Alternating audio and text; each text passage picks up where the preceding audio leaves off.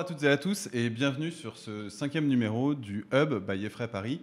Le Hub, c'est quoi? C'est une émission qui met autour de la table des experts du numérique et qui vont traiter justement d'une thématique qui nous tient à cœur, soit au niveau du numérique dans son ensemble, soit au sein de l'école. Alors après des épisodes sur la cybersécurité, sur la médecine connectée, ou même sur l'avionique. Aujourd'hui, on a décidé de défricher une thématique qui est un peu sur toutes les lèvres quand on parle de numérique, c'est l'intelligence artificielle. Le thème d'aujourd'hui, c'est intelligence artificielle, neurones et silicium. Est-ce que ce ne serait pas l'union qui fait la force en fin de compte? Pour parler de cette thématique, on a avec nous deux experts qui sont à la fois utilisateurs et vraiment experts en leur domaine sur ce sujet-là. Avant de vous les présenter, petit rappel, on est à la fois en live sur Twitch, sur Facebook et sur YouTube, donc n'hésitez pas à poser vos questions en direct, on essaiera d'y répondre et de les poser à nos invités.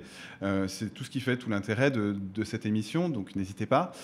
Au passage, quel que soit le support sur lequel vous êtes, que ce soit Effray TV, que je remercie au passage, il nous aide beaucoup en régie, que ce soit sur Facebook ou sur YouTube, abonnez-vous, lâchez des commentaires, partagez cette émission et n'hésitez pas à nous faire part des sujets qui vous intéressent dans le numérique. On essaiera de monter des émissions autour. Cette première émission sur l'intelligence artificielle, elle nous a été soufflée par un de nos auditeurs que je tiens à remercier au passage. Alors, tout de suite, je vais vous présenter nos invités. Juste avant ça, c'est un peu une tradition ici, on va lancer un petit jingle, histoire de se mettre un peu dans l'ambiance. Donc c'est parti, go, jingle.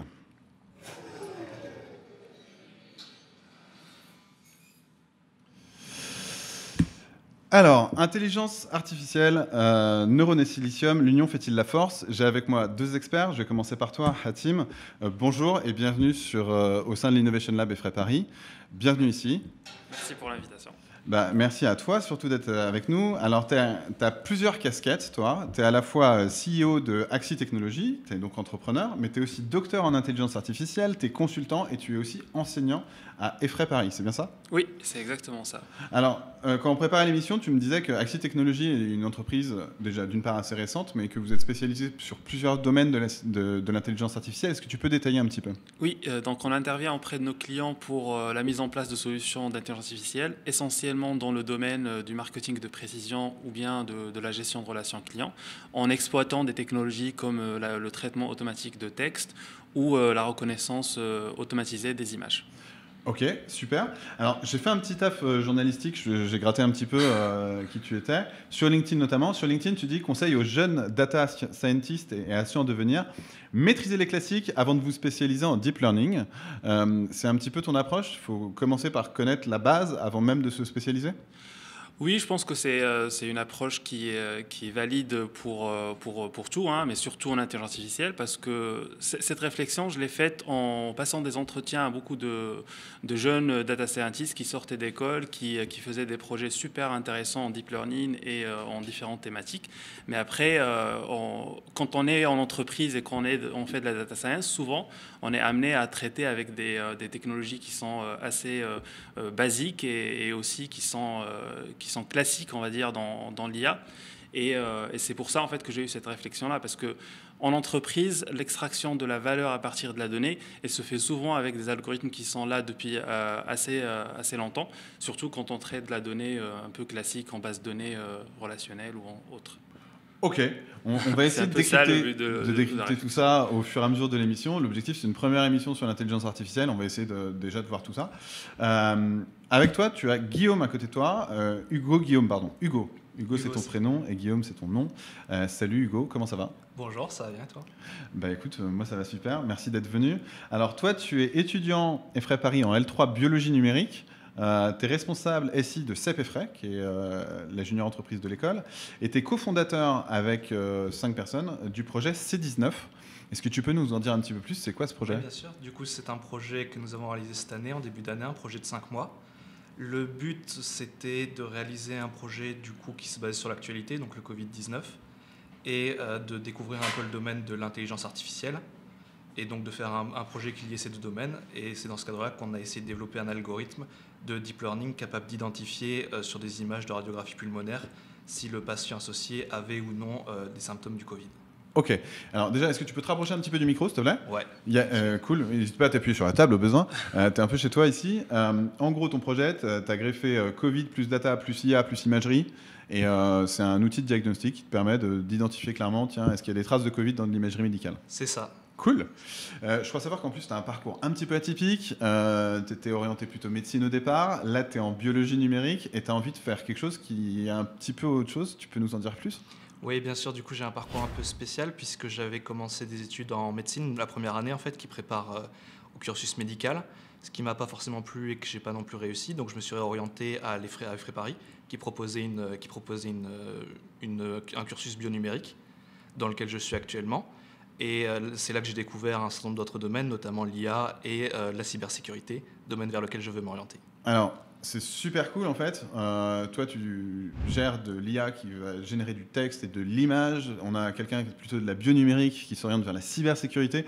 En fait, pour parler d'intelligence artificielle, on a plutôt des gens qui ont des degrés d'application qui sont hyper divers et c'est plutôt chouette.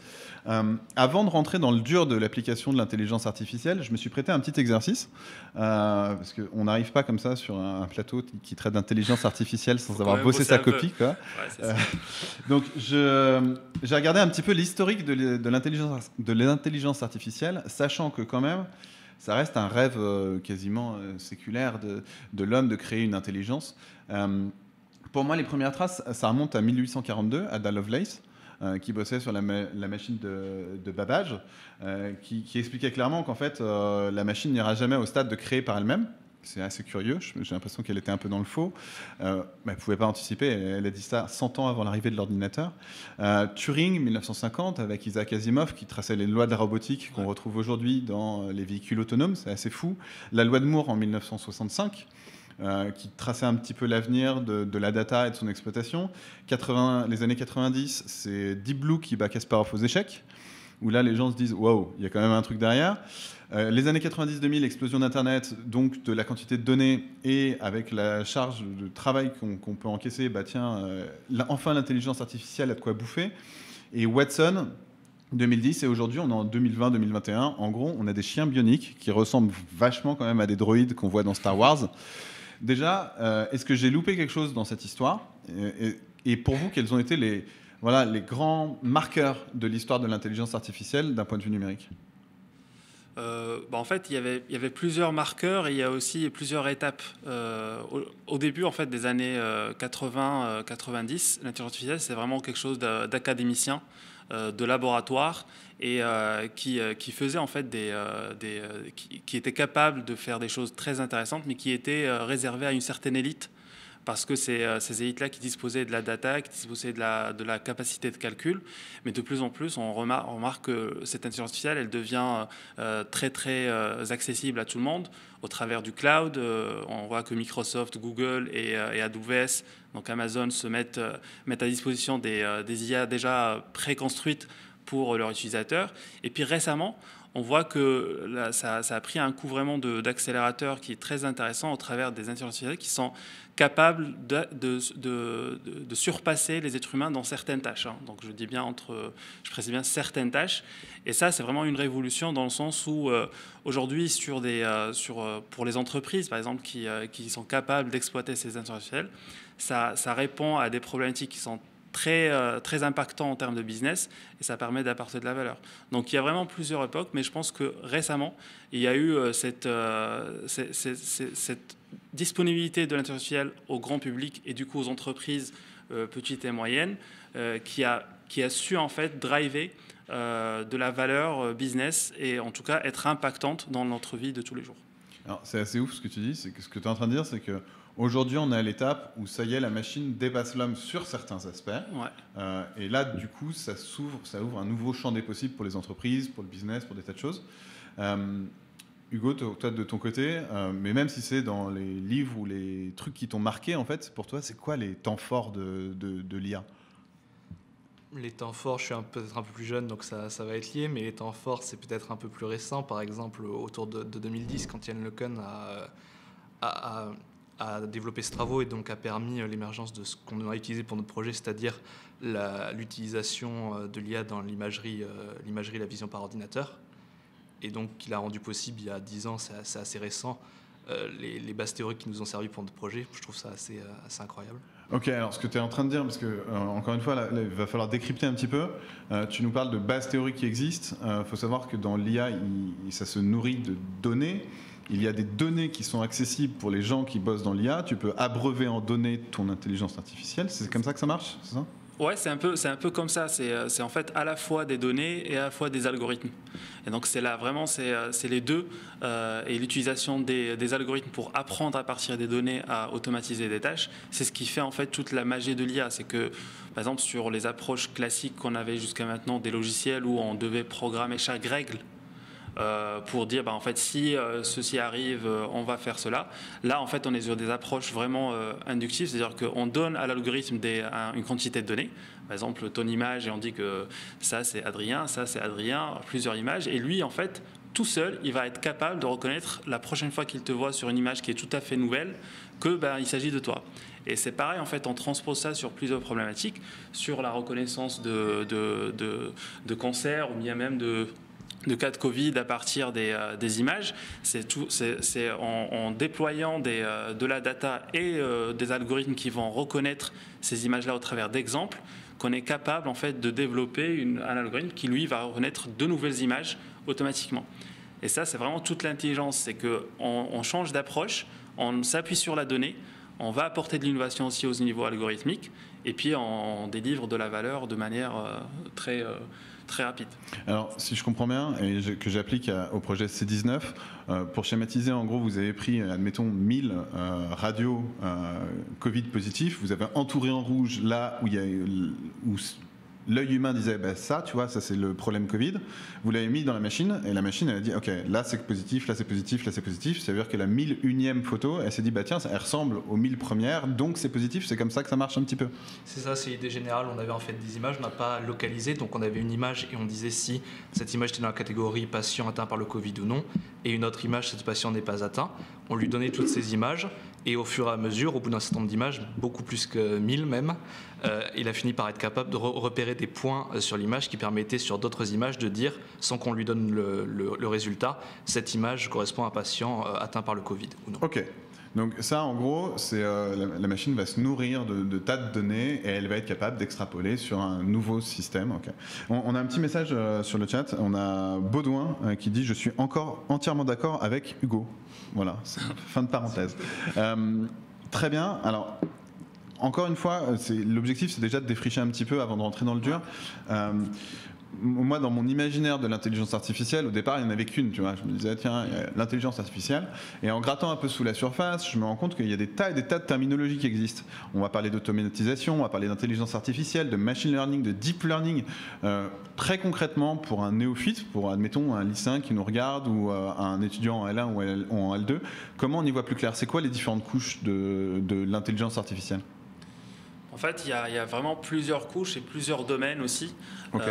On parle d'intelligence artificielle de manière plus générale, c'est qui regroupe en fait, c'est tout ce qui regroupe les techniques, les technologies qui vont aider à introduire un peu d'intelligence sur un ordinateur ou un programme, un logiciel. Donc ça, c'est vraiment une intelligence artificielle globale qui va regrouper, par exemple, des systèmes experts, du machine learning et ce genre de choses.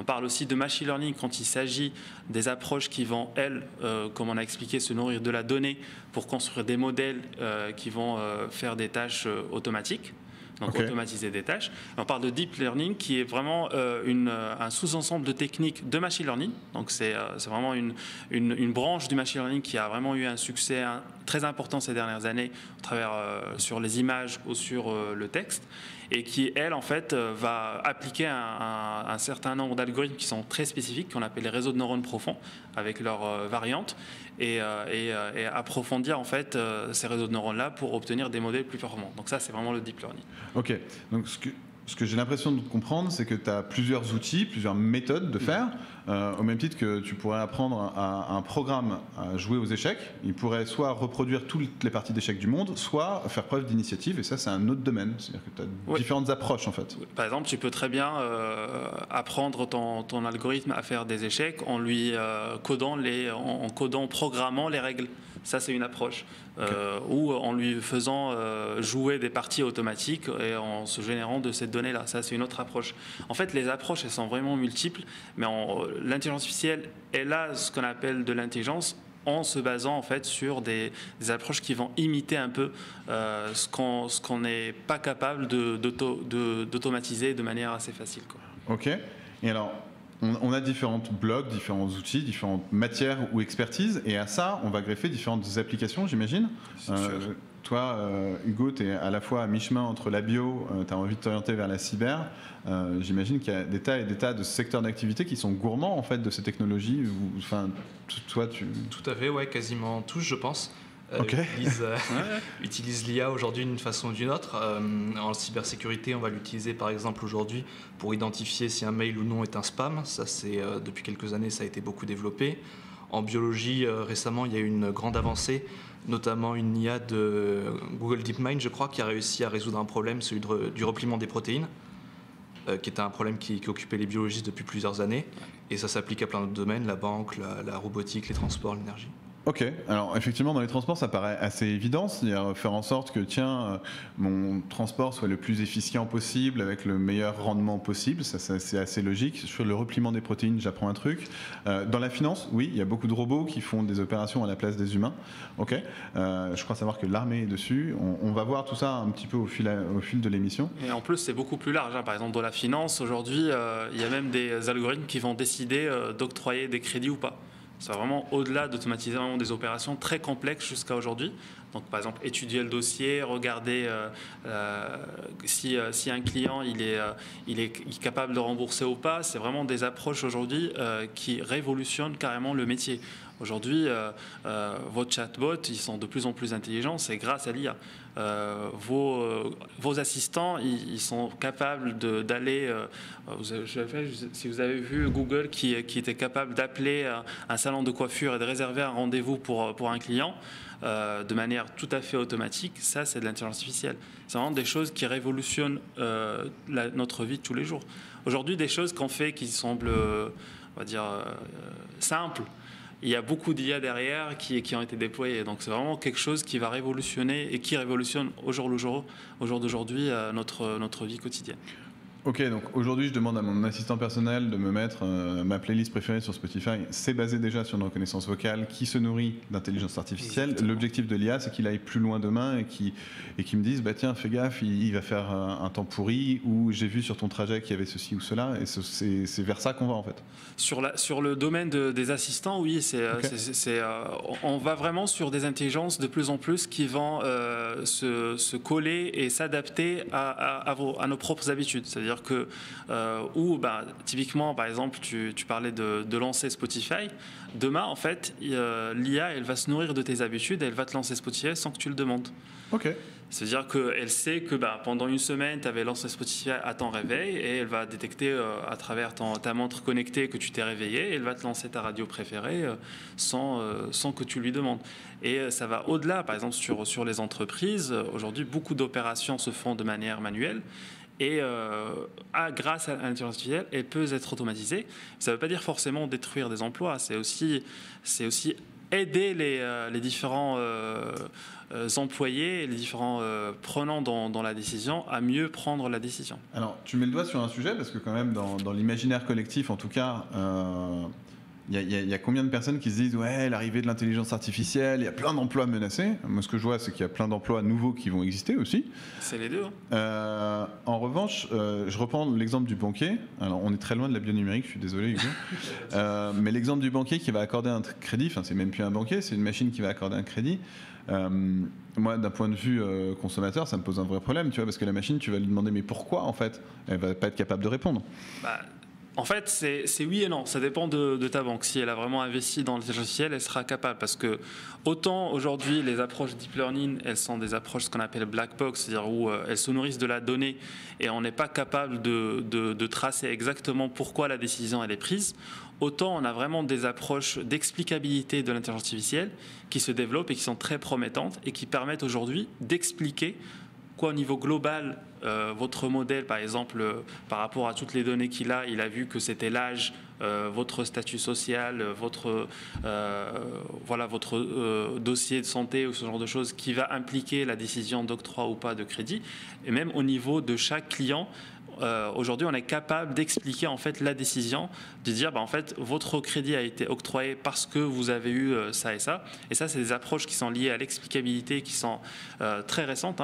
Ça date de quelques années, c'est pas très vieux, mais qui sont très prometteuses parce que Par exemple, dans le domaine bancaire, il y a des clients aujourd'hui qui déploient ces solutions-là et qui sont capables d'expliquer chaque décision.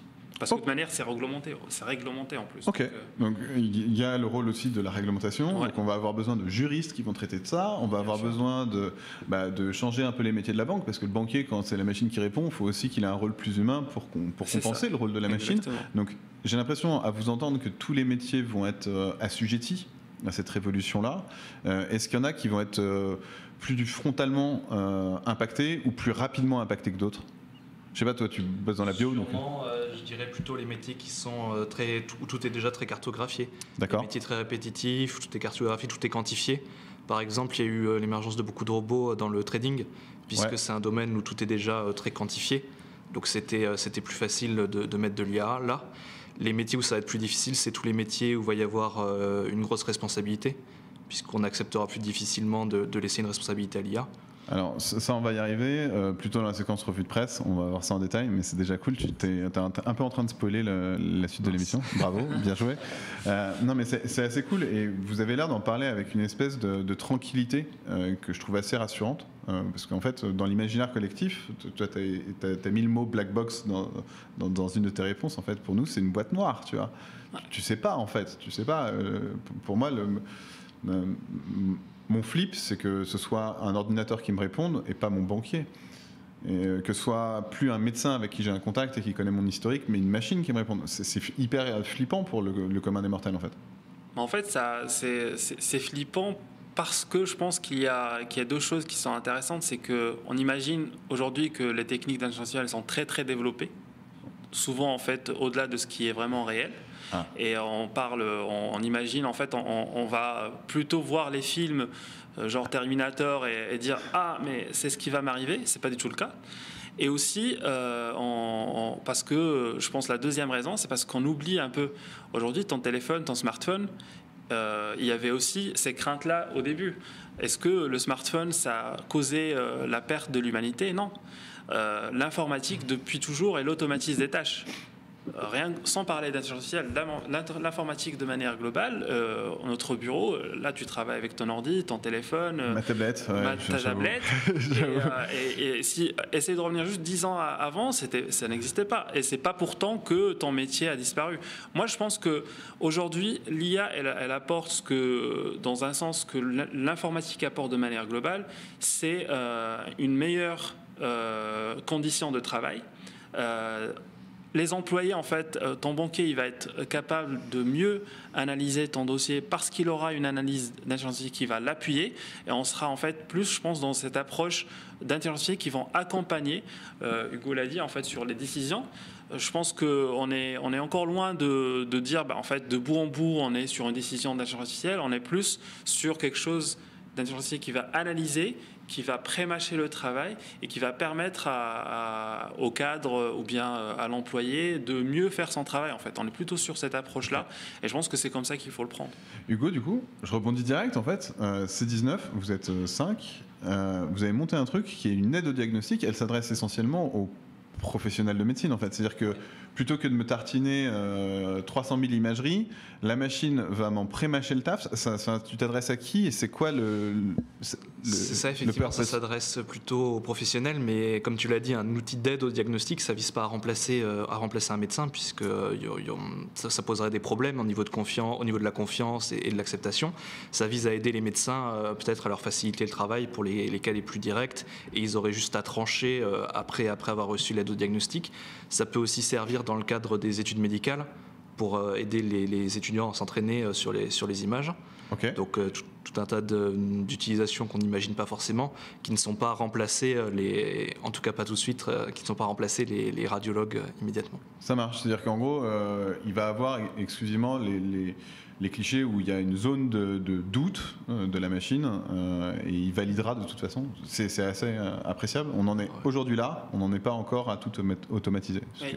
Et aussi, il faut savoir que de manière très réglementaire, avant qu'une intelligence artificielle ne passe l'étape où elle prend les rênes, on va dire, de diagnostic, il y a beaucoup de tests qui sont faits.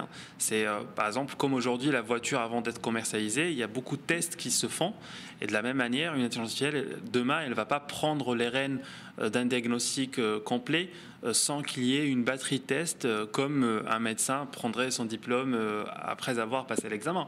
C'est un peu comme ça. Et je pense que même, peut-être que je vais faire des ennemis, mais je pense que, imaginez en fait un médecin qui s'est entraîné des années et des années. Vous êtes toujours plus confiant à aller consulter chez ce médecin-là qu'autre chose. Et c'est pareil pour une intelligence artificielle. Elle ne va pas prendre les cas de patients réels avant d'être entraînée sur des centaines et des centaines de milliers de cas et d'être sûr que les diagnostics qu'elle fait sont corrects. À la différence près que la machine, pour s'entraîner sur des centaines et des centaines de milliers de cas, elle peut le faire ça en une nuit, là où un médecin doit faire ça en une vie. Et c'est un petit peu là où il y a un déséquilibre. Enfin, on n'est pas concurrents. C'est des approches qui sont complémentaires. Ok. Alors, moi, j'ai quand même quelques questions. Alors, du coup, n'hésitez pas à poser vos questions sur les différents chats, quel que soit le support que vous choisissez. Moi, j'ai des questions à vous poser. Et c'est des questions, je suis allé vraiment sur Internet et j'ai cherché les questions que tout le monde se pose sur l'intelligence artificielle. Je vais vous demander d'y répondre du tac au tac. Un avion autonome pour aller en vacances géré par une intelligence artificielle, tu le prends ou tu le prends pas? Aujourd'hui, non. Demain, oui. Je répondrai la même chose. Ok. Ton médecin te dit A, une intelligence artificielle te dit B. Tu suis quel diagnostic? Mon médecin, je vous dirais. Moi aussi, j'ai quand même plus confiance. Ok, malgré ces 19, ça veut dire qu'il y a encore du boulot. La data mondiale aujourd'hui, en 2020, c'était 59 zeta-octets. Ça représente 59 milliards de téraoctets. C'est là-dessus que travaille l'IA. C'est bien, c'est mal. Est-ce qu'il faut continuer? Moi, je pense que c'est bien, à condition d'être bien réglementé. Ok. Il faut peut-être faire la part entre il y a tout et n'importe quoi dans ces données. Donc il y a peut-être qui sont à éviter, notamment des données personnelles qui sont parfois un peu trop collectées, parfois un peu trop répandues, et d'autres qui sont effectivement utiles pour développer des modèles d'IA, etc. C'est marrant ce que tu dis, parce que données personnelles plus médecine plus IA, le ménage peut être un petit peu chaud, quoi. C'est ça, il y a pas mal de questions autour de ça, de la propriété des données, etc. Ok. Que l'intelligence artificielle de Netflix prédise la prochaine série que tu vas regarder, c'est bien ou c'est mal? Ça dépend du jour. Si j'ai la flemme, ça m'arrange bien. Ok. Moi, qu'elle me propose, ça me va. Ça reste une proposition, donc pas de souci là-dessus. Ok. Est-ce que vous pensez qu'une intelligence artificielle serait à même de mieux orienter un lycéen que ce qui existe aujourd'hui? Moi, je pense que l'orientation, elle doit venir du lycéen lui-même. Excellente réponse.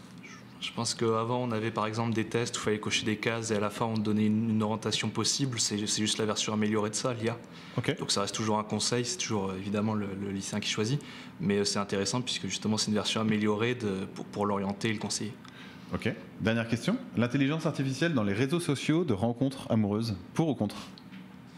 Moi, je suis marié. Ok. Ouais, c'est comme Netflix, ça reste du conseil et c'est une version améliorée, encore une fois, de choses qui existaient avant. Il faut prendre un peu de recul, en gros, quoi. Ouais, c'est ça. Alors, pour ceux qui viennent de nous rejoindre, on est avec Hatim, qui est à la fois entrepreneur dans l'intelligence artificielle, enseignant, docteur en intelligence artificielle, et Hugo, qui est étudiant à FRE Paris, en L3, et qui a monté un projet qui s'appelle C19, d'analyse d'imagerie médicale, qui permet justement de détecter des cas de Covid sur de l'imagerie. On a eu des questions sur qui est qui autour de la table, alors j'en profite. C'est assez cool. Moi, j'ai une question qui est... parce que c'est des questions un peu de fond, qui touchent quasiment à la philosophie et à l'éthique. Vous avez l'air de dire qu'il faut encore prendre un peu la part des choses aujourd'hui, dire c'est une fonction conseil. Mais j'ai l'impression, à la vitesse à laquelle ça va, qu'il faut se préparer dès aujourd'hui à ce que l'IA sera dans 5 ou 10 ans. Exemple type, moi j'ai une gamine qui a 5 ans aujourd'hui.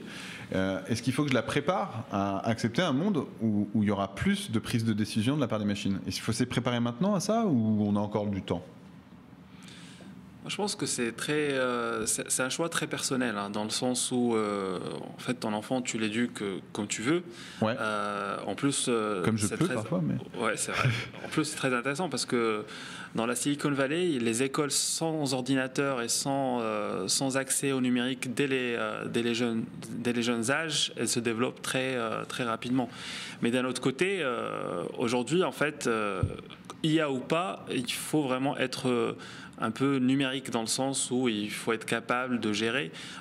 Ça impacte notre vie quotidienne. Aujourd'hui, je sais pas, dans l'administration se numérise. Il y a quelques aujourd'hui tâches qu'on peut plus faire que via Internet. Et je pense que ça va venir et ça va s'améliorer. Donc ça, c'est vraiment d'un point de vue global. Après, en intelligence artificielle, je pense qu'il faut toujours se préparer. Et c'est au travers de la formation, comme le fait Frey sur ses spécialités. Mais de manière plus globale, il faut toujours être prêt parce qu'on vit avec son air et les choses, si on ne prend pas l'initiative d'aller et de prendre les devants et de s'informer pour être au courant de ce qui se passe, on subit. Et c'est vraiment quelque chose qu'il faut nourrir. Il faut vraiment prendre le temps de voir, de s'informer et par la suite de se faire une idée par soi-même. Ok. Je suis d'accord, il faut être prêt, en tout cas, mais même dès aujourd'hui, ça va être valable même pour moi ou pour des gens plus âgés, prêt à beaucoup plus bouger, être beaucoup plus mobile et à beaucoup s'adapter pour la vie future parce que les choses changent beaucoup plus vite. Par exemple, au niveau du travail, avant, on pouvait avoir des générations qui passaient toute leur vie dans un métier le même ou assez proche.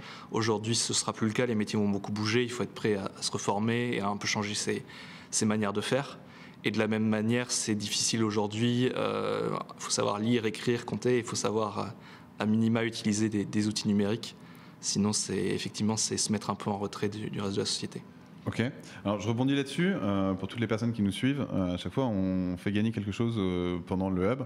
Là, l'objectif, c'est de vraiment faire en sorte que vous vous mettiez dans le numérique. Donc, on va vous faire gagner un starter kit Arduino. On est loin de l'intelligence artificielle, mais c'est déjà de la programmation et c'est déjà cool. Il y a bien des manières de se mettre au numérique. Donc, n'hésitez pas à poster vos commentaires. C'est parmi les commentaires qu'on tirera une personne qui recevra ça chez lui. J'ai une question pour toi, Hugo. Tu viens de médecine. Tu arrives sur un projet où tu te dis tiens, on va mettre de l'intelligence artificielle, de la data médicale d'une manière ou d'une autre. Comment tu as appréhendé ce facteur intelligence artificielle? C'est quoi la clé d'entrée en fait? Est-ce qu'avec un peu de curiosité, beaucoup d'heures au compteur, on peut rentrer dedans? Ou est-ce qu'il y a des freins techniques qui t'ont limité là-dessus et auquel cas il a fallu que tu passes des heures et des heures à bûcher des choses? Comment ça s'est passé en fait? Alors pour globalement, je pense avoir une compréhension globale, on peut juste être curieux, même sans être scientifique. Globalement, en étant curieux, il y a plein de références, soit sur YouTube, soit de livres, soit d'articles qui en parlent, pour avoir une compréhension des enjeux. Après, sur ce qui est de mettre en place un projet, on va dire techniquement, les limitations, ça va être, dans mon cas, il va y avoir des limitations, il faut avoir des compétences en termes de programmation, de mathématiques, de théorie de l'IA. Et donc, moi, par exemple, j'étais totalement novice, donc ça s'est fait un peu à tâtons, parce que j'avais pas forcément toutes les bases qu'il fallait. Donc ça s'est fait effectivement un peu à tâtons, à travers différentes vidéos, en essayant de tester, etc. Et donc évidemment avec un certain nombre de limitations et de difficultés. Ouais. Ok, on sent que tu y as passé quand même du temps. J'y ai passé un moment, ouais. C'était pas mal d'investissement. Ok, tu as peut-être un petit conseil à donner justement pour gagner du temps? Est-ce que l'exemple type, c'est est-ce que si je lis tel bouquin, bah tiens, je vais gagner du temps pour plus tard? Moi, je pense que j'ai une approche qui est learning by doing en fait. C'est vraiment, même si moi je viens du monde académique, donc il y a cette notion de lecture, mais moi je conseille vraiment aux jeunes qui veulent se lancer, de se lancer et en même temps qu'ils font apprendre les aspects théoriques et apprendre un peu de leurs erreurs. En fait, c'est vraiment la meilleure chose, s'orienter vers un projet. C'est exactement ce qu'Hugo a fait en fait. Choisir un projet qu'il aime et par la suite apprendre les technologies qu'il faut pour mettre en œuvre ce projet-là. C'est vraiment ces approches-là qu'on essaye de conseiller parce que c'est elles qui marchent le mieux. C'est-à-dire qu'aujourd'hui, si vous n'êtes pas un académicien ou que vous ne faites pas de la R&D, vous n'avez pas vraiment besoin d'un background technique et théorique très très fort, mais par contre, il faut que vous drivez par un objectif et le meilleur moyen d'apprendre rapidement, c'est de choisir un projet et puis après d'apprendre au fur et à mesure. Après, pour tout ce qui est data science, je pense que comme l'a dit, il faut aujourd'hui de la programmation. un peu de statistiques. Il y a beaucoup de mythes, il ne faut pas être docteur en statistiques. Je ne le suis pas et je pense Hugo ne l'est pas non plus. Okay. Et il faut vraiment avoir... typiquement, les mathématiques, c'est vraiment le niveau lycée avec quelques statistiques. On va y passer quelques temps, mais c'est juste des rappels. Et puis après, mettre les mains dans les cambouis et pratiquer. Ça marche. Alors, on a Chouette et Fray qui viennent nous rejoindre. Voilà. Salut Chouette et Fray, ça fait plaisir de te voir. On a Comel qui nous dit bonjour à tous. Bonjour Comel. Et qui nous pose une question. Pensez-vous que l'IA peut bouleverser le domaine de la cybersécurité ? Alors, pour avoir traîné un peu mes guêtres dans la cybersécurité, elle est déjà en train de le faire. Il y a des sondes intelligentes qui se déploient en cybersécurité. C'est-à-dire que en gros, en fonction de ta méthode de frappe de ton clavier, ils vont être capables de voir si c'est toi ou si c'est pas toi. C'est-à-dire que tu te casses un doigt, ils vont se dire ah tiens, il va y avoir un ping du côté de la DSI qui va dire il frappe pas son clavier comme d'habitude. Il y a peut-être un problème sur son login. Donc il y a déjà des choses qui se développent en cybersécurité. Je pense que nos invités ont sans doute plus de connaissances en la matière. La cybersécurité est gourmande en IA ? Très très gourmande, très gourmande parce que c'est des enjeux très importants pour les entreprises, la cybersécurité. Et aujourd'hui, l'intelligence artificielle elle apporte des solutions nouvelles pour des problèmes qui étaient très complexes. Typiquement pour détecter les attaques. Aujourd'hui, en parlant de cloud, on avait parlé tout à l'heure de cloud, tous les fournisseurs de cloud utilisent l'IA pour leur cybersécurité propre à eux. Les banques aussi, elles sont très gourmandes pour détecter avec leurs partenaires. Demain, en fait, quand tu te connectes dans ta banque pour reconnaître est-ce que c'est toi ou pas, il y a de l'IA aujourd'hui. Pour les opérations, quand tu vas au péage et que tu glisses ta carte, il y a de l'IA en fait pour savoir est-ce que l'opération elle est frauduleuse ou pas. La cybersécurité, en fait, elle demande beaucoup d'analyse. Et ça, c'est quelque chose qui est vraiment qui est de la spécialité de l'IA. En fait. Alors, pouvoir faire des analyses complexes et apporter des solutions. Alors, j'ai eu cet exemple-là à titre perso. Ma carte bleue qui passait à un péage, j'étais effectivement en voiture, j'étais pas conducteur. Et en même temps, j'étais sur Amazon, puisque j'étais passager. Et là, j'ai fait une commande à l'autre bout du monde. Et en gros, j'ai reçu un SMS de ma banque qui me disait très clairement, tu peux pas être en même temps au volant et sur Amazon. Ça marche pas. Est-ce que c'est bien toi qui as fait cette commande-là ? Et donc ça, derrière, la petite mécanique qui a mis 2 secondes à apparaître en SMS sur mon téléphone, c'est de l'IA qui est derrière. Ouais. Aujourd'hui, Visa, Mastercard, ils utilisent beaucoup l'IA pour détecter les opérations frauduleuses. Ça marche. Et donc, ça permet de défricher et d'avoir exclusivement les vrais cas d'analyse dans les yeux des experts. Ouais.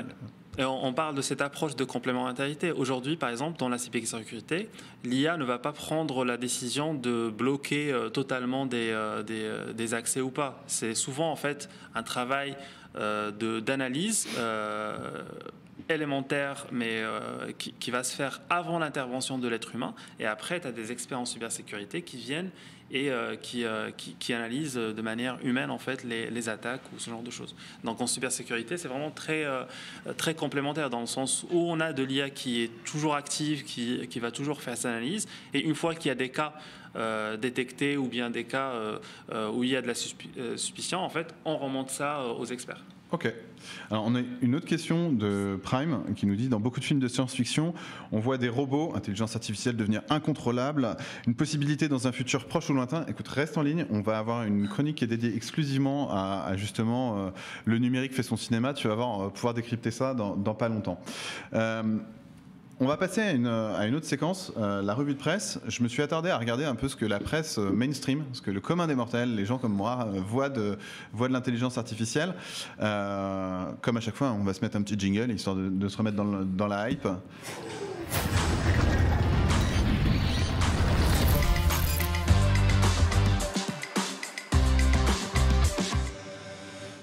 Alors, premier article, d'habitude je mets des nouvelles fraîches, mais celui-là je ne pouvais pas ne pas le mettre. En 2016, on a Microsoft qui branche son intelligence artificielle sur Twitter et en quelques heures, elle a proféré des propos qui étaient un petit peu olé olé. Est-ce que vous avez vu cette info ? Est-ce que ça vous a fait tilter, marrer sur base de « Ah, ils n'étaient pas mûrs, ils y sont allés, ils ont testé ». Comment vous l'avez vécu ce truc ? Alors oui, pour moi je l'avais vu passer. Et effectivement, là, on peut se poser la question on a dit que l'IA se nourrissait, selon la métaphore, de l'information. Et donc, la partie importante, c'est quelle information on va lui donner. où est-ce qu'on la trouve, quelle est la qualité de l'information donnée. Et donc là, on peut se poser la question de l'idée de fournir une IA qui est censée reproduire un comportement humain avec les commentaires Twitter qui ne sont pas forcément... Donc en gros, ce que tu es en train de dire, c'était très malin comme truc, mais ils auraient peut-être pu la mettre sur des TEDx plutôt que de la foutre sur Twitter, et ça aurait peut-être pas eu le même effet, quoi. Faut savoir ce qu'on veut reproduire. Okay. Elle a reproduit les commentaires Twitter. Ok. Moi, j'ai vu passer la nouvelle, en fait, et ça, il y a deux aspects sur ça, en fait. Comme le dit Hugo, en fait, l'IA, elle n'a rien fait de mal en soi que reproduire ce qui existait dans le réseau. Donc ça, d'un point de vue, en fait, c'est très dommage. Mais aujourd'hui, sur les réseaux sociaux, il y a beaucoup de haine qui se diffuse. Et du coup, quand on fait des choses qui sont ouvertes, sans contrôle sur les réseaux, forcément, on a cette possibilité-là que l'intelligence artificielle, elle reproduit ses propos haineux et ses propos racistes. Après, la deuxième chose, c'est que aussi, où est la responsabilité des développeurs de l'IA ? Parce que autant en fait l'IA se nourrit de la data, mais autant nous en tant que concepteurs de modèles d'intelligence artificielle, on a cette responsabilité-là de veiller à ce que la data qui sert en fait pour nourrir cette intelligence artificielle soit respectueuse et aussi soit qualitative dans le sens on va dire qualité de la donnée, mais c'est un enjeu qui devient de plus en plus important. Mais je pense que c'est une expérimentation qui est très intéressante parce qu'elle permet en fait elle a fait en fait émerger un problème qu'on a sur la qualité de la donnée. J'ai l'impression en fait, et là où moi je voyais un petit fail plutôt rigolo, vous avez tendance à me dire que, déjà, on se prend le reflet de qui on est sur Twitter, donc faites gaffe, en fait, l'IA, elle est déjà ce qu'on fait. Et 3, le programmeur qui l'a mise, pourquoi il n'a pas mis la ligne de code, tu ne partageras pas des propos racistes. Donc, en fait, le problème, il est beaucoup plus multiple, c'est assez rigolo. Oui. On va aller sur un deuxième article, en l'occurrence 2, on est dans Capital. Le premier est plutôt sur le côté droit. Une intelligence artificielle écrase un pilote de chasse en combat aérien. Alors on a déjà traité de cet article-là avec un spécialiste de l'avionique qui nous a dit qu'en gros c'était plutôt une opération de communication de l'armée américaine. Mais en face de ça, l'armée australienne et Boeing qui testent un avion de chasse révolutionnaire. Donc en gros ils vont avoir des drones entièrement autonomes qui vont assister en escadrille des pilotes de chasse. On sent bien que l'armée s'en saisit de l'intelligence artificielle. Est-ce que vous, c'est quelque chose qui vous fait peur ou c'est la suite naturelle des choses et que c'est normal que l'armée aussi légifère là-dedans? Parce que s'il n'y a pas l'armée, au bout d'un moment, ça va être un peu YOLO, quoi. Je sais pas. En fait, moi, j'ai pas d'avis tranché sur le sujet, mais ce qui est sûr, c'est qu'en termes d'un point de vue technologique, aujourd'hui, les armées sont très avancées par rapport aux technologies civiles. Je pense que l'armée américaine ou les armées françaises ou européennes sont très très avancées et sont très demandeurs. Il faut savoir que, par exemple, aux États-Unis, beaucoup de mathématiciens, beaucoup de data scientists sont recrutés par l'armée parce qu'aujourd'hui, c'est l'évolution naturelle des armes.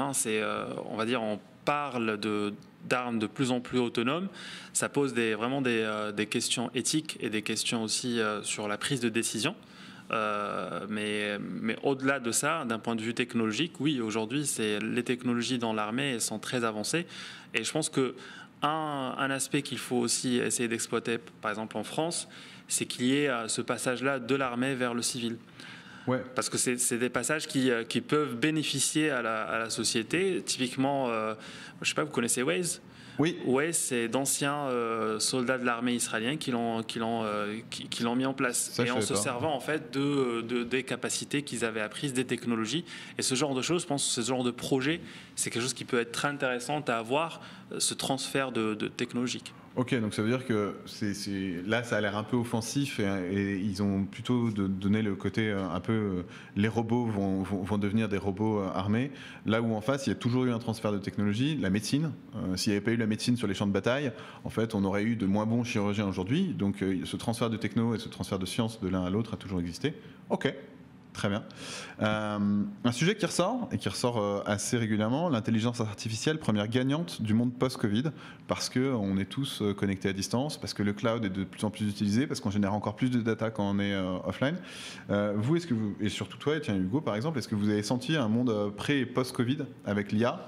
Est-ce que le mot brûle les lèvres de tout le monde Il n'y ou a pas pas eu, je ne suis pas sûr qu'il y ait eu un changement de nature, mais c'est un accélérateur évidemment, puisque du coup tout le monde s'est retrouvé chez soi, donc les services en ligne, toutes les plateformes en ligne en fait qui sont des grands promoteurs de l'IA comme Microsoft, Google, etc. Se sont renforcés puisqu'ils ont offert plein de services pour le téléenseignement, le télétravail, etc. Et donc évidemment ça a encouragé fortement le développement de l'IA, la récolte des données, etc. Ce qui est plutôt positif en soi. Ce qui ça permet à la science d'avancer, c'est bien quoi. Exactement, mais il faut faire attention aux limites, comment ça se reproduit, parce que c'est un accélérateur en fait. Okay. Donc il faut faire attention à la vitesse à laquelle ça se Est-ce qu'on est prêt pour aller aussi vite? Ok. Un truc un petit peu, voilà, out of the box, c'est quand même tombé dans les échos, c'est Popot Duck, une intelligence artificielle que tu vas greffer sur le contenu de ton frigidaire et le contenu de tes placards.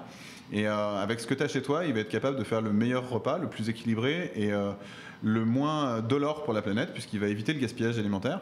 Moi, quand je suis tombé là-dessus, j'ai trouvé ça plutôt cool. Je me suis dit, tiens, on peut faire aussi des choses très accessibles au grand public grâce à l'intelligence artificielle. Sachant, il le détaille, qu'ils lui ont surtout pas appris des algorithmes de recettes toutes faites, ils lui ont juste appris à cuisiner.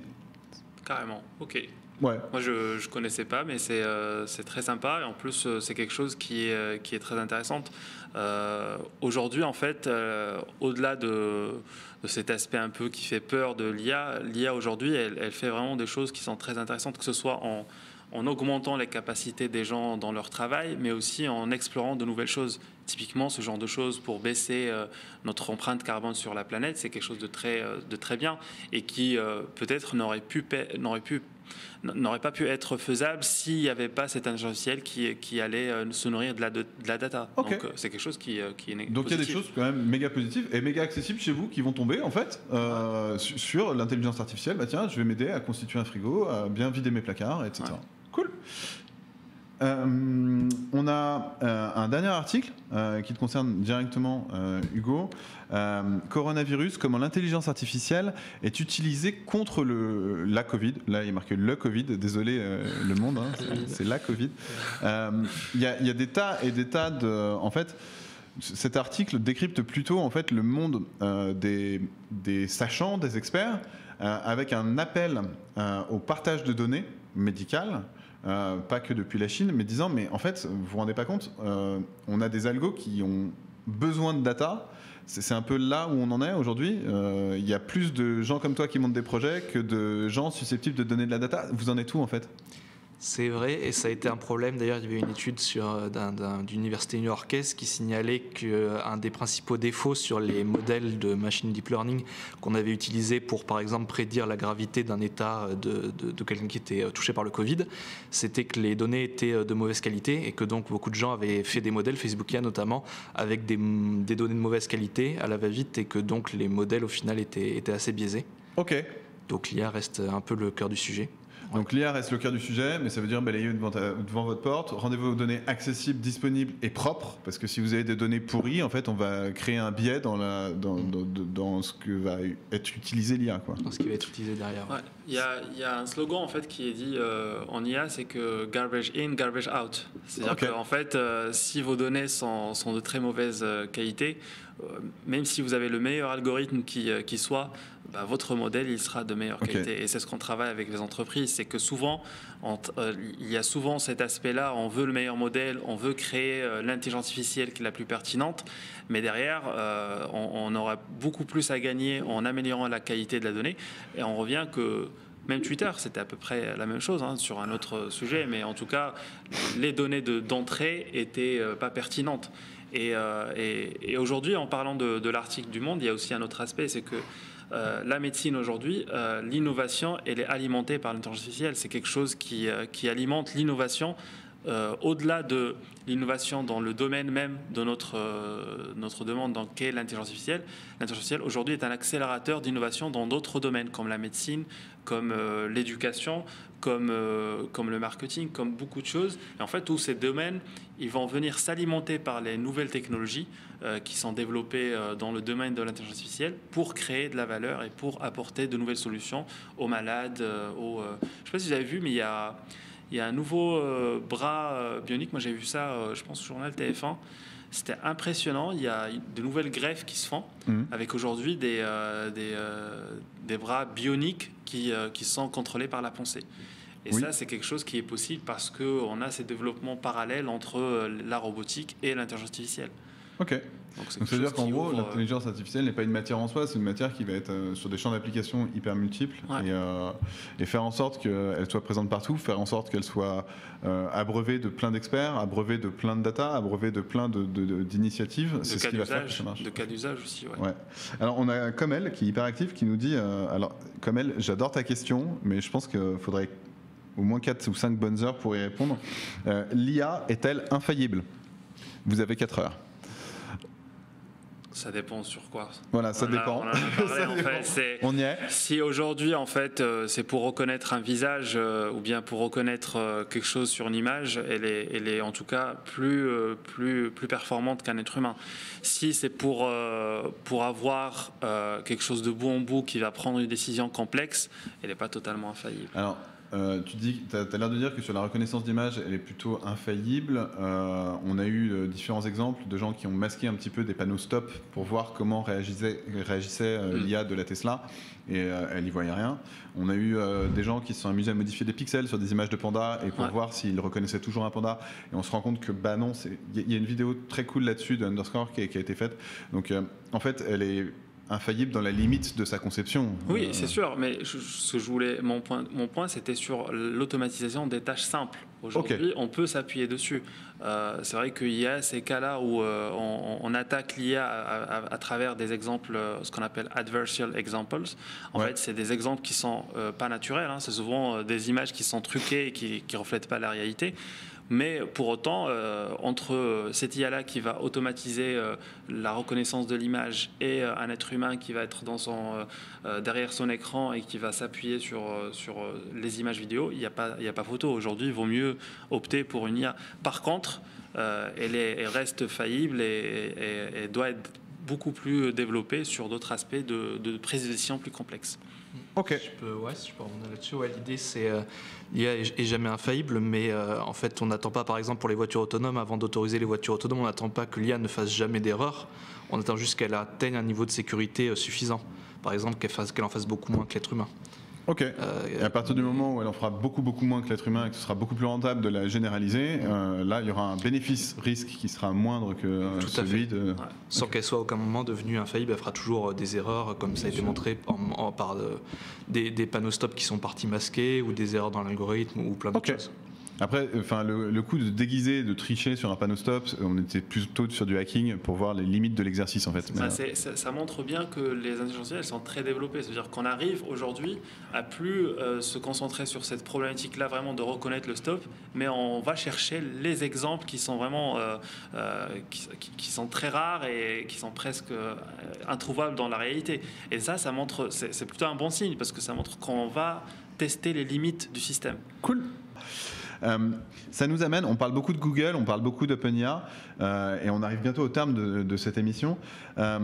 La première chose moi, qui m'interpelle pour clôturer, c'est tiens, j'ai envie de m'y mettre, au même titre que toi, Hugo, quand tu as dû y aller. Quel blog, quelle source d'information? J'en ai déjà listé quelques-uns parce que j'ai un peu fait mon taf. OpenIA, Google DeepMind. Il y a des chaînes YouTube qui existent, Defend Intelligence, Harddisk, Underscore. Est-ce qu'il y a d'autres endroits, on va peut-être commencer par toi, Hugo, où aller à la pêche aux infos et des blogs à suivre, des magazines à suivre? Dis-moi tout. Ouais, sûrement. Alors, il y a un magazine en ligne qui s'appelle le Big Data, qui a beaucoup d'articles très intéressants, j'en avais regardé beaucoup. Ouais. C'est plus général, c'est pas forcément technique, donc ça permet d'avoir une connaissance des enjeux. Si on veut être plus technique, il y a une chaîne qui est française, donc en français, qui est vraiment bien expliquée, qui est Machine Learning, qui est du coup une chaîne sur le machine learning et bientôt peut-être sur le deep learning, qui permet d'avoir une vue un peu plus large des enjeux. Et sinon, il y a vraiment plein d'autres sources possibles. Ok, il n'y a pas de petite source. En fait, il faut trouver une source et un mec qui nous plaît. Et ça dépend vraiment du domaine qu'on veut, mais il y en a surtout.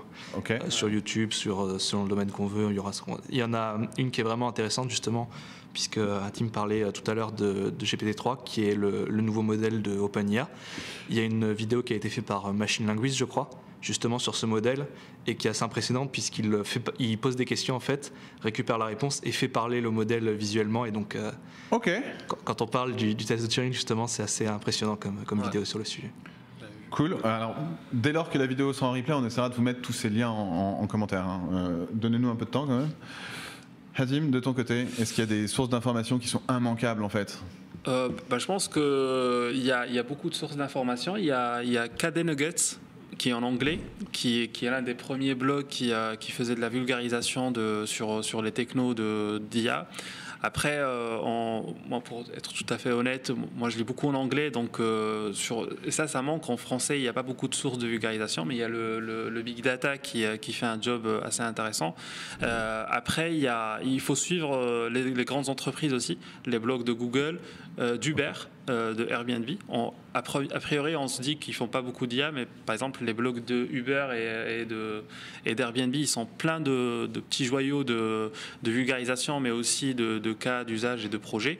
Après, voilà, il faut s'informer et suivant le degré de connaissance qu'on a, soit aller vers des choses qui sont plus techniques comme ArcVix ou des blogs plus vulgarisés comme le Big Data ou quelque chose comme ça. Ok, très bien. Alors, dernière source pour tester, puisque c'est celle qu'on a utilisée pour notre projet, c'est Kaggle, qui est un site en ligne qui recense des datasets en fait. Ok. Et qui propose des projets aussi, essayer de faire telle ou telle tâche. Et donc ça peut être un peu intéressant quand on est nouveau, qu'on n'a pas forcément accès à des données. Donc c'est vraiment un site qui recense toutes ces données et qui propose aussi des projets en lien. Ça c'est donc pour la pratique. Voilà, ça peut te permettre de tester ton truc, de voir si c'est scalable, etc. C'est ça. Ok, cool. Une petite question assez rapide, c'est un peu le moment confessionnal. Moi, j'aimerais bien savoir, la dernière fois que vous avez été vraiment scotché par une intelligence artificielle, où vous vous êtes dit, ah ouais, oh, ok, on en est là. Est-ce qu'il y a un moment où vous vous êtes dit, wow?